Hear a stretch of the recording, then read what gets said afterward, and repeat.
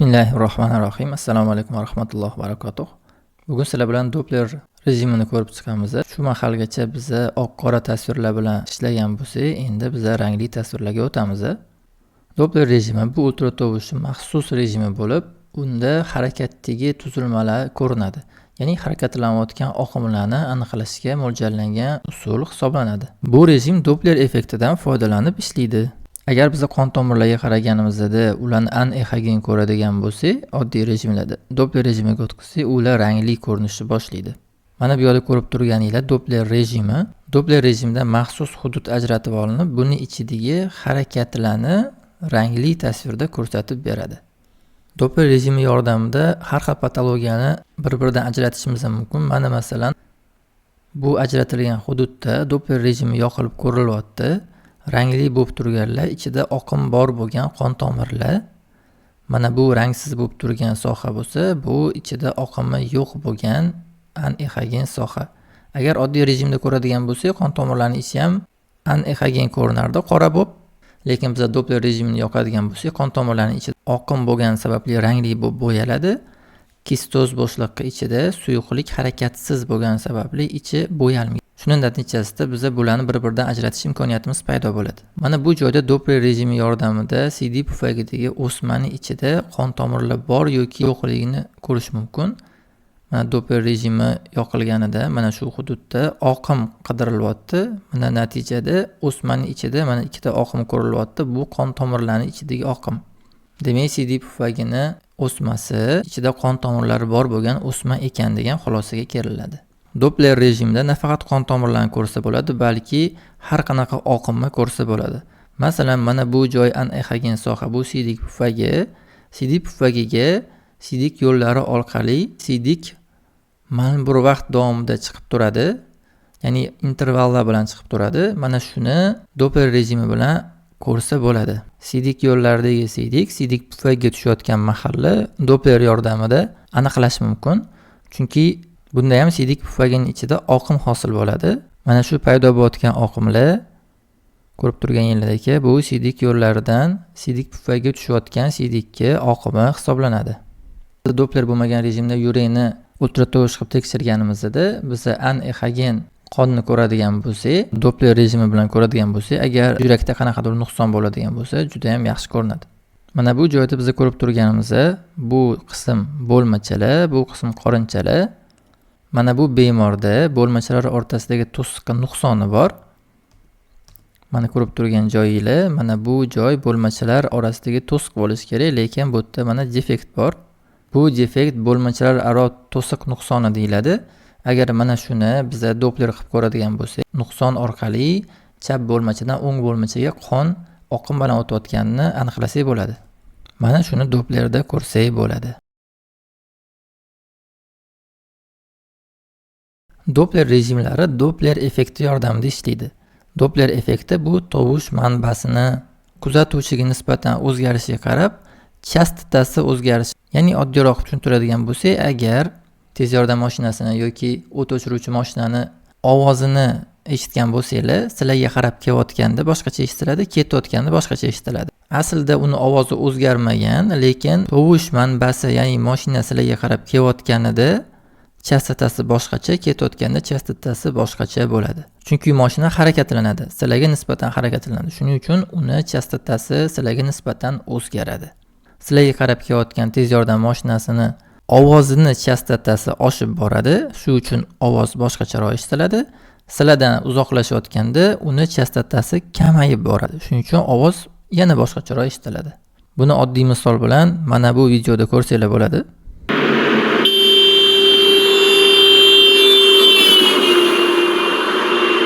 Oddiy qilib aytadigan bo'lsak, mana shu ovozning o'zgarishi Doppler effekt bo'ladi. Mana shu effektni ultratovush tekshiruvda Doppler rejimi ishlatadi. Kelayotgan eritrositlarning chastotasi ketayotgan eritrositlarning chastotasidan farq qiladi. Ya'ni qon tomiri ichidagi eritrositlar agar datchikka yaqinlashayotgan bo'lsa, xuddi mashinaga o'xshab uni chastotasi oshib boradi. Agar uzoqlashayotgan bo'lsa, xuddi mashinaga o'xshab turib chastotasi o'zgaradi.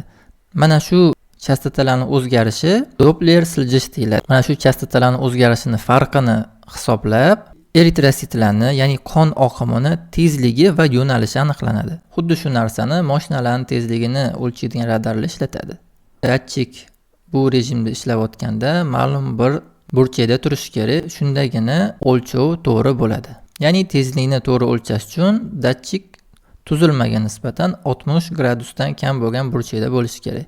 Zamonaviy ultratovush qurilmalarida bu burchakni belgilash avtomat tarzda o'rnatilgan bo'ladi.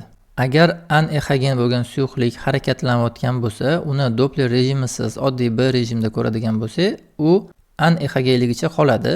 Lekin mana bu joyi belgilab, Doppler rejimini shu anexogen soha uchun yoqadigan bo'lsak, agar harakati bo'lsa, uni ichi rangli bo'lib bo'yaladi. Ya'ni oqim rangli bo'lib ko'rinadi. Doppler rejimini ham o'zini turlari mavjud. Har bitta turi qisqacha gaplashib o'tamiz. Birinchi Doppler usuli bu rangli Doppler. Rangli Doppler rejimi bu harakatda asosan yo'nalishini ko'rsatib beradi, lekin rangi intensivligiga qarab tezlikni ham taxmin qilsa bo'ladi. Bunda tekshirilayotgan oqim agar datchikka qarab oqib kelayotgan bo'lsa, bu qizil bo'lib ko'rinadi. Datchikdan teskari oqayotgan bo'lsa, bu ko'k bo'lib ko'rinadi. Ya'ni qon oqimi datchikka yaqinlashayotgan bo'lsa qizil, datchikdan uzoqlashayotgan bo'lsa ko'k bo'lib ko'rinadi. Mana bu yerda ko'rib turgan narsamiz qon tomirlar rangli bo'lib ko'rinyapti. Alohida olingan hududda Doppler rejimi yoqilgan.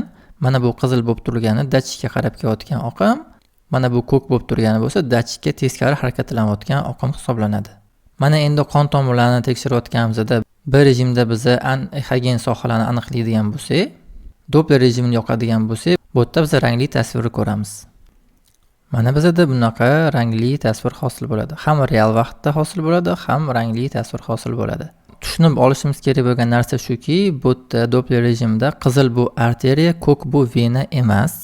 Shunchaki datchikka qarab kelayotgan oqim qizil ko'rinadi, datchikka teskari harakatlanayotgan oqim, ya'ni datchikdan uzoqlashayotgan oqim ko'k ko'rinadi. Ya'ni agar datchikka joyini o'zgartiradigan bo'lsak, ranglar o'zgarib ketib qolishi mumkin. Bu xuddi mana bu rasmga o'xshaydi. Bitta tomondan qarasanglar quyonga o'xshaydi, lekin boshqa tomondan qarasanglar bu o'rdakga o'xshaydi. Xuddi shunaqa ultratovushli Doppler rejimida datchikka o'zgartirish ranglarni almashib ketishiga sabab bo'lishi mumkin. Mana bu yerda ko'rinib turgan joydagi ko'k narsa endi bu yoqda qizil bo'lib qolishi mumkin. Ya'ni datchik holatiga qarab ko'k va qizil o'zaro joyga joy almashadi. Hattoki bitta qon tomiri ichida ham ikki xil rang bo'lishi mumkin. Bu shunchaki oqimga bog'liq narsa hisoblanadi. Mana bu qon tomiri ozgina kengroq joyida oqim turbulentligi hisobiga orqaga ozgina burilib harakatlanadi. Ya'ni datchikka kelayotgan oqim endi ozgina teskari harakatlanishni boshlaydi. Shu mahal datchikka qarab harakatlanayotgan oqim qizil, orqa tomonga harakatlanayotgan oqim ko'k bo'lib ko'rinadi. Mana bu yerda ko'rib turganinglar, mana bu joyda oqim orqa tomonga ozgina buralib harakatlangani uchun, datchikka teskari harakat bo'lib qolgani uchun ko'k rangda ko'rinyapti. Qon tomirlarni boshqacha usulda farqlash yo'llari ham bor. Mana bu yerda turgan ikkita qon tomir, ikkalasi ham anexogen ko'rinyapti. Lekin buni bittasi arteriya, bittasi vena.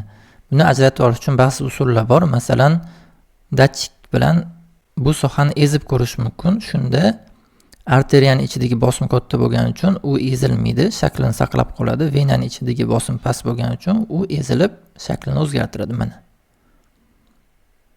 Ko'rib turganinglar, mana bu joy demak vena ekan, mana bu joy bo'lsa arteriya ekan.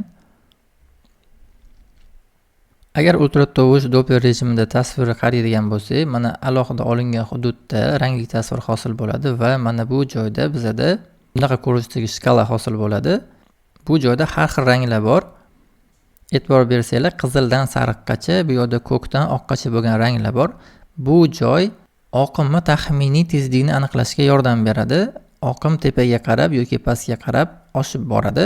Farqi tepaga qarab oshib borayotgan oqim bu datchikka qarab kelayotgan oqim, pastga qarab oshib borayotgan oqim bu datchikka teskari harakatlanayotgan oqim hisoblanadi. Rangiga qarab turib taxminiy tezlikni aniqlasa bo'ladi. Mana bu eng baland tezligi 73 cm/sekund bo'ladigan bo'lsa, mana bu joyda yoki bu joyda tezlik taxminan aniqlasa bo'ladi. Qon tomirlarining ichiga qaraganda bu effekt juda ham yaxshi ko'rinadi. Bu xuddi katta daryodagi suvga o'xshaydi. Qon tomirlarining ichi xuddi daryoning suviga o'xshab, o'rtalarida oqim tez bo'ladi. Chekkalarda bo'lsa oqim pastroq bo'ladi. Shu narsa Rangli Dopplerda har xil ranglar bilan ko'rinadi. Qon tomiri chekkalarida qizil, qon tomiri o'rtalarida sariqroq rang, ya'ni sariq bu tezligi balandroq bo'lgan hudud hisoblanadi. Mana bu qon tomiriga qaraydigan bo'lsak ham, oqim mana chekka qismlarida qizil, nisbatan tezligi pastroq, o'rta qismlarida bo'lsa sariq, ya'ni nisbatan tezligi baland bo'ladi. Keyingi Doppler rejimi bu spektral Doppler rejimi. Bunda oqim yo'nalishi ko'rsatilib, tezligi grafik sifatida chizib o'lchab beriladi. Mana bu qismda xuddi rangli Dopplerga o'xshagan qism mavjud bo'ladi. Pastki qismda bo'lsa grafik shaklda oqimning tezligi, tezlanishlari ko'rsatilib, chizib beriladi. Mana bu ko'rib turganingizdek grafik hosil qilib beriladi. Bunda qon tomiri ichida maxsus kichkina yo'lakcha ochiladi. Bu yo'lakchaning ichidan o'tayotgan oqimning tezligi, tezlanishlari grafik sifatida chizib beriladi. Bu xuddiki baliq tutayotganda daryoga qarmoq tashlashga o'xshaydi. Qarmoq tashlangan joyda datchiklari bo'ladigan bo'lsa, shu joydagi tezligi, suvi harorati va boshqa ko'rsatkichlarni o'lchab beradigan bo'lsa, spektral Doppler ham xuddi shu narsa. Bu yerda ham qon tomiri ichiga shunaqa kichkina darvoza ochiladi. Darvozaning ichidan o'tayotgan oqimni, tezligini, yo'nalishini, tezlanishini va boshqa muhim ko'rsatkichlarni aniqlab berishga yordam beradi. Spektral Dopplerda ham rangli Dopplerga o'xshab turib, datchikka tomon harakatlanayotgan oqim qizil, datchikka teskari harakatlanayotgan oqim ko'k ko'rinadi. Undan tashqari unda asos chiziq mavjud bo'lib, bu yerda ham oqim yo'nalishini aniqlasa bo'ladi. Datchikka tomon harakatlanayotgan oqim asos chiziq tepasida grafik sifatida chizib beriladi. Datchikka teskari harakatlanayotgan oqim asos chiziqqa pastki tomonida grafik sifatida chizib beriladi. Mana bu joyda spektral Dopplerda qon datchikka tomon harakatlanyapti, natijada bu qizil ko'rinyapti. Asos chizig'ini bo'lsa tepasida grafik sifatida chizib berilyapti. Bu joyda bo'lsa qonning oqimi datchikka teskari, shu sababli ichi ko'k ko'rinyapti va asos chiziqdan pastida grafik sifatida chizib berilyapti. Oddiy ultratovush tekshiruvda bizda qon tomirlarining ichi anehogen ko'rinadigan bo'lsa, spektral Dopplerda bizda qon tomirlar rangli ko'rinadi. Undan tashqari ichidagi oqimi yo'nalishi, tezliklari o'lchab beriladi. Spektral Dopplerdagi ba'zi muhim ko'rsatkichlarga qaraydigan bo'lsak, bu sistol mahallidagi eng yuqori tezlik va diastol mahallidagi qonning oxirgi tezligini aniqlab beradi. Bu nima degani? Yurak sistola mahallida qonni kuch bilan haydagandagi eng maksimal tezlikni aniqlash imkoniyati mavjud bo'ladi va yurak diastola mahallida qonni oqimini tezligini aniqlash imkoniyati paydo bo'ladi. Bu bizga juda ham kerak ko'rsatkich hisoblanadi, chunki agar qon tomiri ichi mana bunaqa stenoz bo'lib, ya'ni torayib qoladigan bo'lsa, bu hudud toraygani sababli bu hududdan qon tezlik bilan o'tadi. Natijada bu joyda tezlik oshadi. Agar shu joyi tezligini spektral Doppler bilan o'lchaydigan bo'lsak, bu joyda tezlik keskin oshganini aniqlasak bo'ladi. Mana masalan bu yerda chap ichki uyqu arteriyasini bitta qismida o'lchangan tezlik bu 90 cm/sekund, ya'ni 1 sekundda 90 cm tezlik bilan harakat qilyapti. Bu sistola mahallidagi eng maksimal tezlik. Lekin o'ng uyqu arteriyasida stenoz bor, ya'ni toraygan qism bor. Shu sababli tezlikni o'lchaganda tezlik mana bu joydan o'lchanadi. Sistola mahallidagi maksimal tezlik sekundiga 265 cm tezlikda harakat qilayotganini aniqlasa bo'ladi. Ya'ni sistola mahallida stenoz qismidan oqib o'tayotgan qonning tezligi 265 cm/sekundni tashkil qilyapti. Bunaqa katta tezlikni aniqlash uchun spektral Dopplerni maxsus ichki rejim ishlatiladi. Odatda tezlikni aniqlayotganda biz puls to'lqinli spektral Dopplerni ishlatardik. Bunda datchikdan chiqqan ultratovush biror bir to'siqqa borib orqaga qaytadi.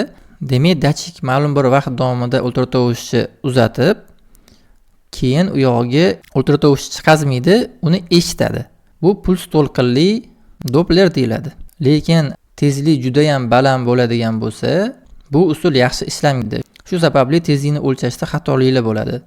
Ya'ni artefakt yuzaga keladi. Shu uchun maxsus ichki spektral Doppler usuli bu davomiy to'lqinli spektral Doppler ishlatiladi. Agar oqim juda chuqur joyda joylashgan bo'lsa yoki oqimma tezligi juda ham baland bo'ladigan bo'lsa, davomiy to'lqinli spektral Doppler ishlatiladi. Bu xuddi mana bu rasmga o'xshaydi. Puls to'lqinli Dopplerda ultratovush interval bilan jo'natilib, oralarida eshitib turiladigan, ya'ni to'lqinni qabul qilinadigan bo'lsa, davomiy to'lqinli Dopplerda to'xtovsiz ultratovush jo'natib turiladi. Bu mahalla datchikka bitta qismi to'xtovsiz ultratovush jo'natadi, ikkinchi qismi bo'lsa to'xtovsiz uni qabul qilib turadi. Shu sababli katta tezlikdagi oqimni ko'rsatkichlarini o'lchash imkoniyati paydo bo'ladi.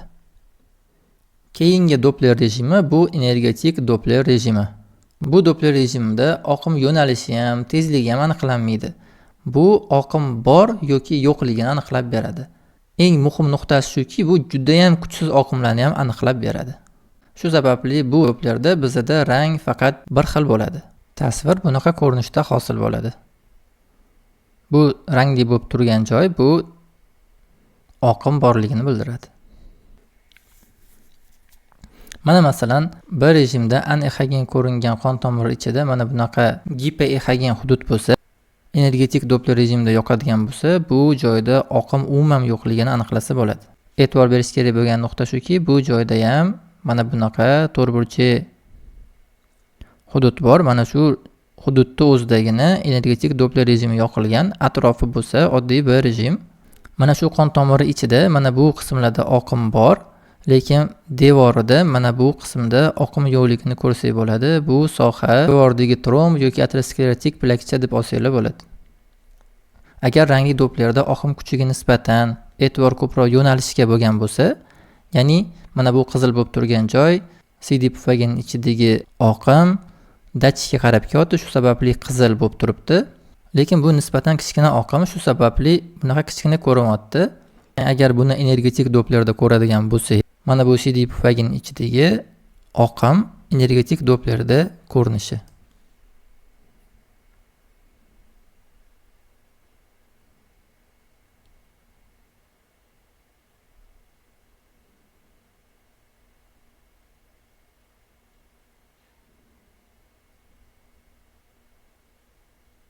Ya'ni energetik Doppler sezuvchanligi rangli Dopplerdan ko'ra kuchli bo'ladi.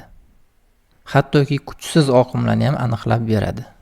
Bu ko'pchilik kasalliklarda juda ham qo'l keladi. Mana masalan, buyrak infarktida, ya'ni buyrakka qon tomiriga tromb tiqilib qolib, bitta qismi nekrozga uchrab ketgan mahalada energetik Doppler juda ham yordam beradi. Mana bu hudud umuman oqimsiz hudud, ya'ni bu joyda qon tomirida tromb tiqilib qolgan, natijada bu sohadagi buyrak nekrozga uchragan yoki boshqa patologiya, tuxumdonni buralib qolishi degan patologiya bor. Tuxumdonlar o'zini o'q atrofida buralib qoladi. Natijada bu yoqqa qon kelmaydi, chunki qon tomirlar buralib yotibdi.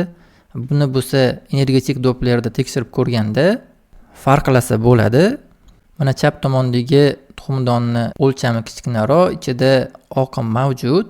O'ng tomondagi tuxumdonni bo'lsa o'lchami katta va ichida hech qanaqa oqim aniqlanmayapti.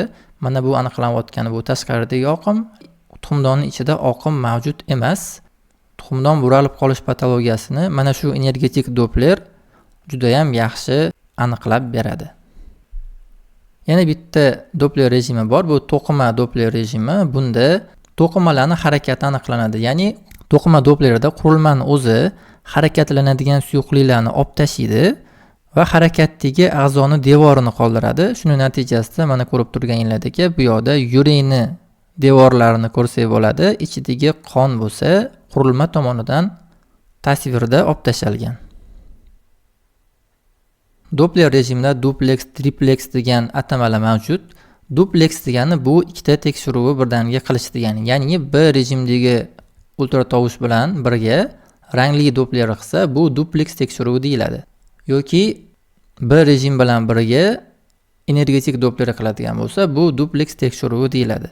Yoki uchtasini birdaniga qiladigan bo'lsa, bir rejimdagi ultratovush, rangli rejimdagi Doppler va spektral Dopplerni birga qiladigan bo'lsa, bunda triplex tekshiruvi deyiladi. Shu bilan bugungi mavzuyimiz tugadi. E'tiboringlar uchun rahmat.